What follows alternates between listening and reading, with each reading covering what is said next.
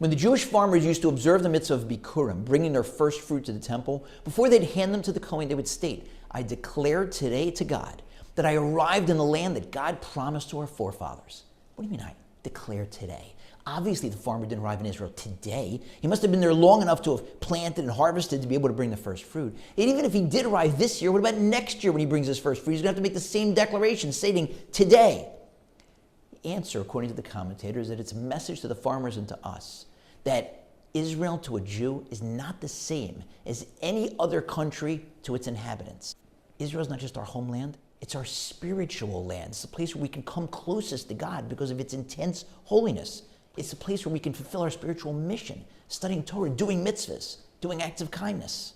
So for those of us living in Israel and outside, we have to remind ourselves what today means. Today, every day, is an opportunity to come close to God, to fulfill our mission, to be a light unto the nations. Same reason why, during the Passover Seder, all of us are told we have to view ourselves as if we were slaves in Egypt and we were freed. Because the reason that God freed our ancestors, thereby freeing us, was not just so that we'd be free, is so that we would be free to serve him.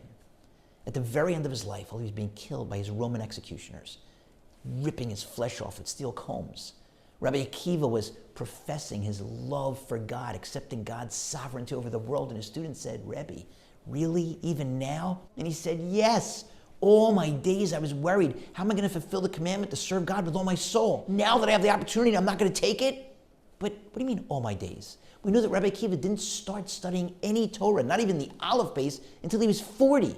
Clearly when he was in his teens, 20s, 30s, he wasn't worried about how am I going to fulfill the obligation of serving God with all my soul. Rabbi Akiva is telling us he didn't consider those days his days.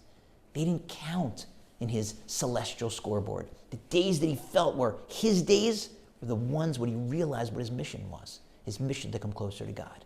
It's Elul. The high holidays are around the corner. We've got to make every day, every today count.